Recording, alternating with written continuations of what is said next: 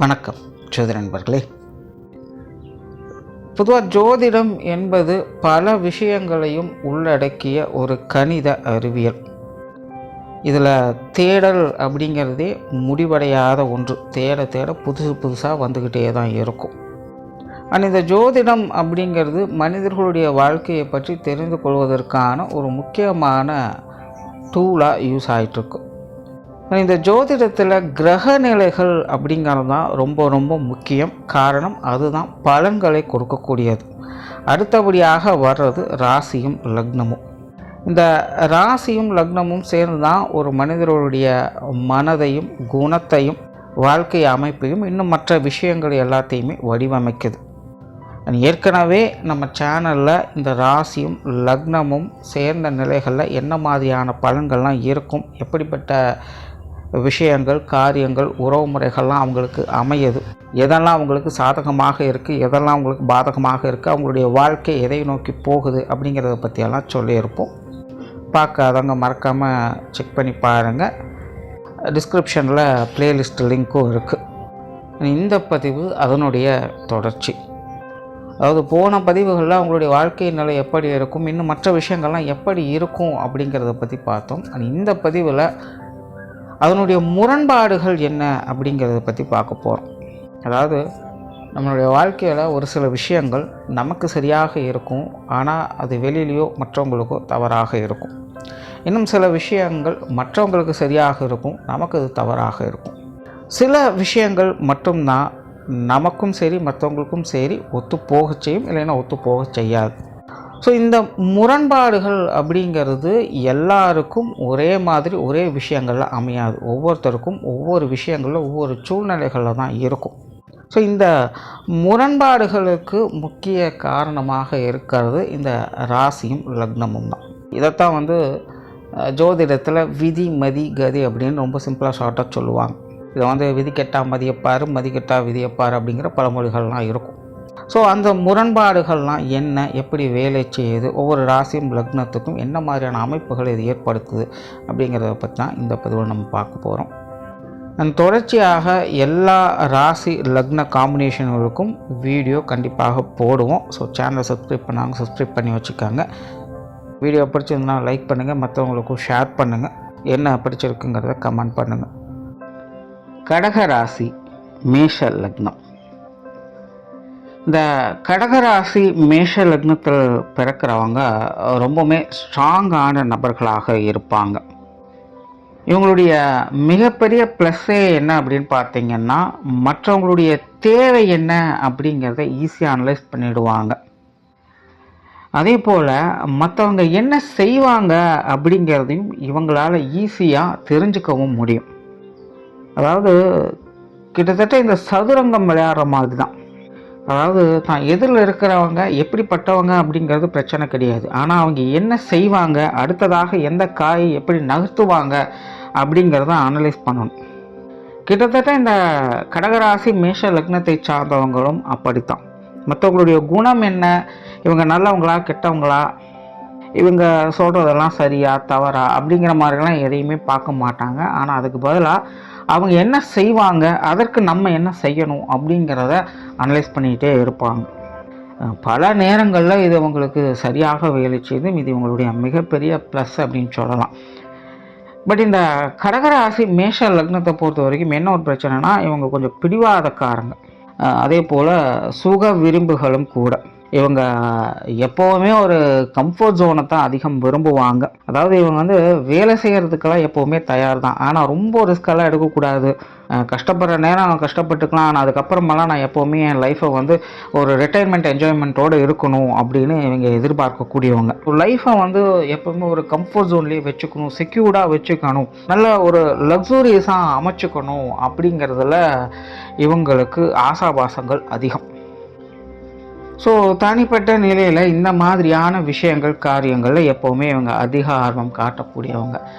But இப்போ சொன்ன இந்த ரெண்டு விஷயங்களும் தான் இந்த கடகராசி மேஷ லக்னத்துக்கு பெரிய முரண்பாடுகளாகவும் அமையும். அதாவது ஒரு பக்கம் இவங்களுடைய லைஃபோட கம்ஃபர்ட் ஜோனை நோக்கி இவங்க நகர்ந்துக்கிட்டு இருக்காங்க, ஆனால் இன்னொரு பக்கம் இவங்க மற்றவங்க என்ன செய்கிறாங்க, மற்றவங்களுக்காக என்ன செய்யணும் அப்படிங்கிறதுக்காகவே அதிக நேரம் செலவு செய்வாங்க.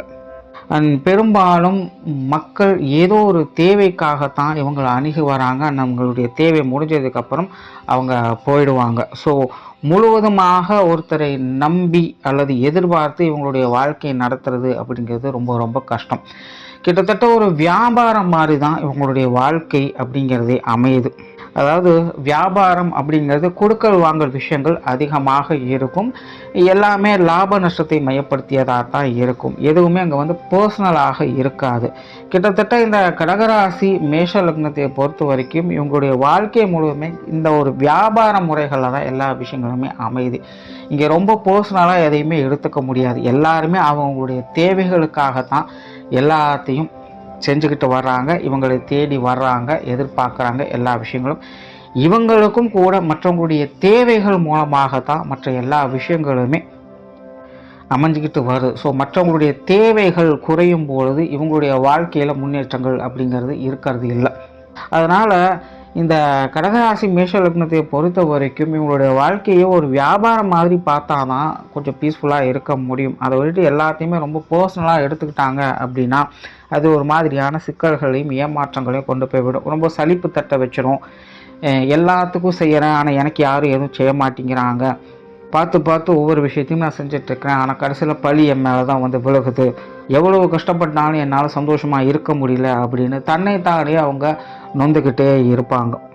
ஸோ இந்த மாதிரியான சங்கடங்களை தவிர்க்கணும் அப்படின்னா இந்த வியாபார விஷயங்களை மட்டும் பார்க்கணும். எதையும் பர்சனலாக எடுத்துக்க கூடாது. அது எந்த ஒரு விஷயங்கள் காரியங்களாக இருந்தாலும் சரி, அல்லது எந்த ஒரு உறவு நிலைகள் இருந்தாலும் சரி, ரொம்ப சென்டிமெண்ட்டாக பர்சனலாக உள்ளே போயிட்டாங்க அப்படின்னா அது அவங்களுக்கு பிரச்சனை தான். பட் கடகராசி மேஷ லக்னத்தினுடைய காம்பினேஷனை பொறுத்த வரைக்கும் ஒரு பெரிய ப்ளஸ் என்ன அப்படின்னு பார்த்தீங்கன்னா இவங்களால் மற்றவங்களை ஈஸியாக கண்ட்ரோல் பண்ண முடியும். என்னதான் மற்றவர்கள் அவங்களுடைய தேவைக்காக இவங்களை அணுகி வந்தாலும் இவங்களால் ஈஸியாக மற்றவங்களை மேனிப்புலேட் பண்ணவும் முடியும், மற்றவங்களை கண்ட்ரோலை வச்சுக்கவும் முடியும்.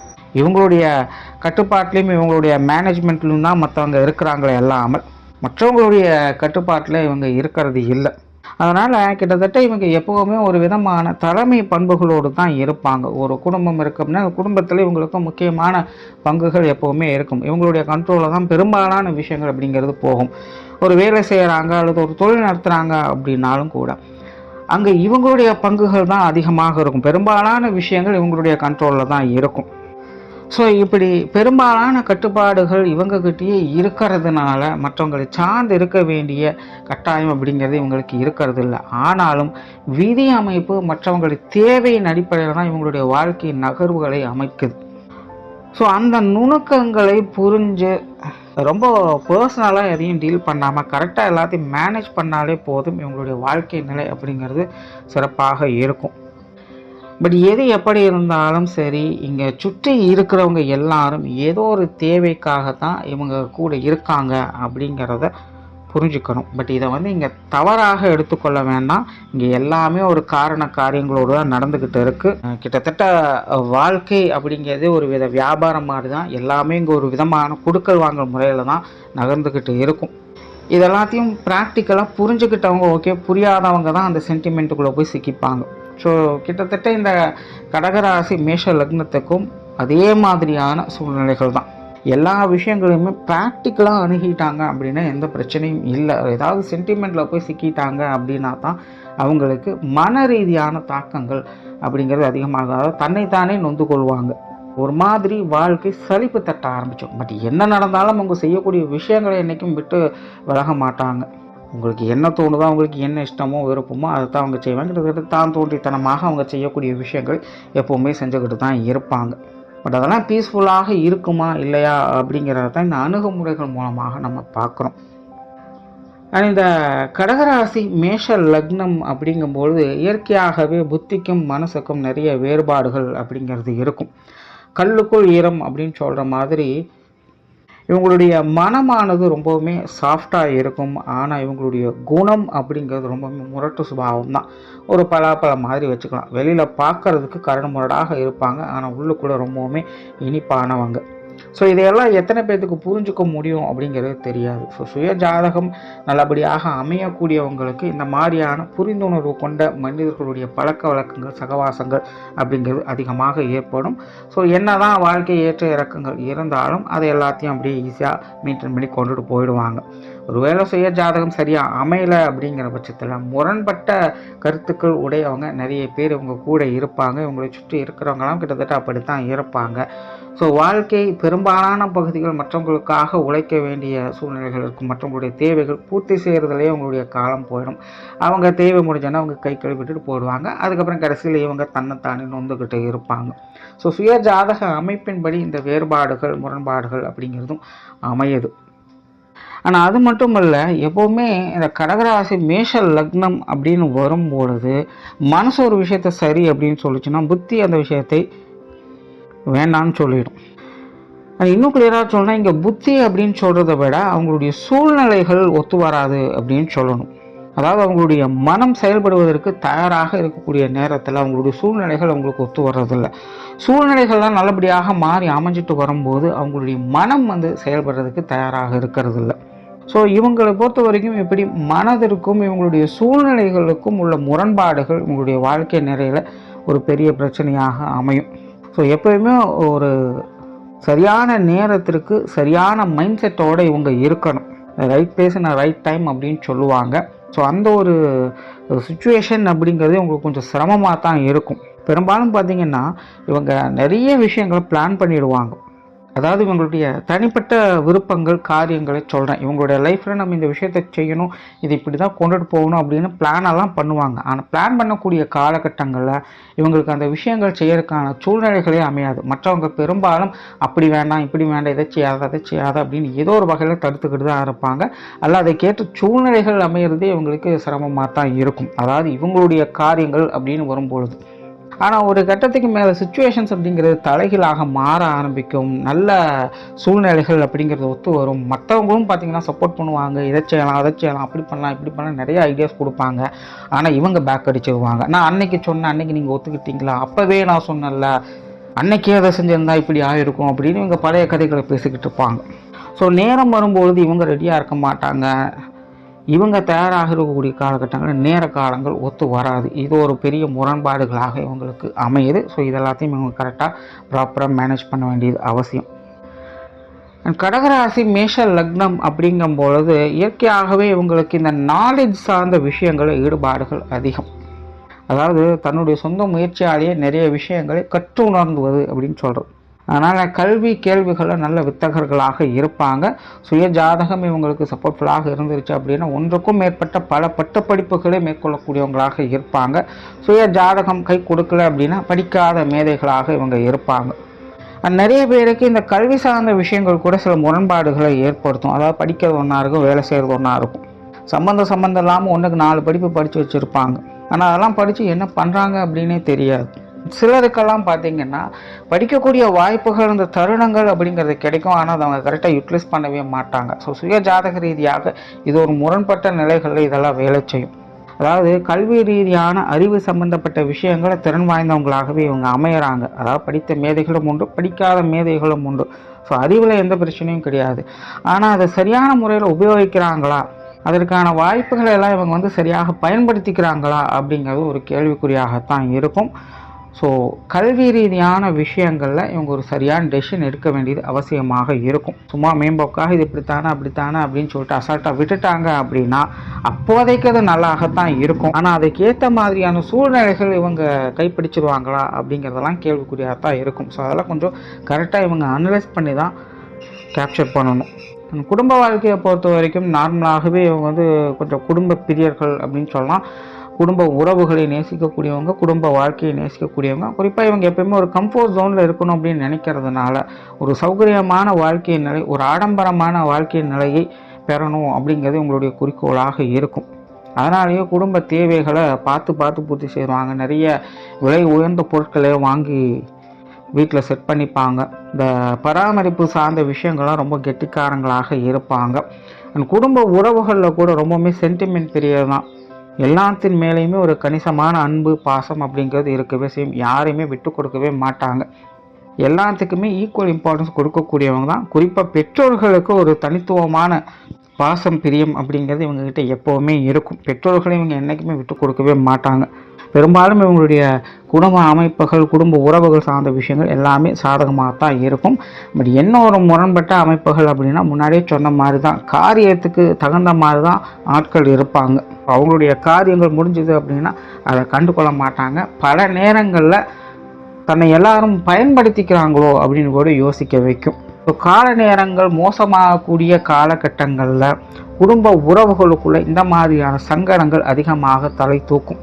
அதே போல் பழைய விஷயங்களை அடிக்கடி பேசி சங்கடத்தை, நான் அப்போவே சொன்னலை ஏன் செய்யலை, நான் அன்னைக்கே அதை தானே சொன்னேன், நான் சொன்னது தானே சரி அப்படிங்கிற மாதிரி பல விஷயங்களை முடிஞ்சு போனதையே திரும்ப திரும்ப கொண்டுட்டு வந்து கருத்து வேறுபாடுகளை ஏற்படுத்திக்கிட்டு இருக்கும். ஸோ இந்த மாதிரியான விஷயங்கள்லாம் குடும்பத்துக்குள்ளே இவங்க கொஞ்சம் அவாய்ட் பண்ண வேண்டியதாக இருக்கும்.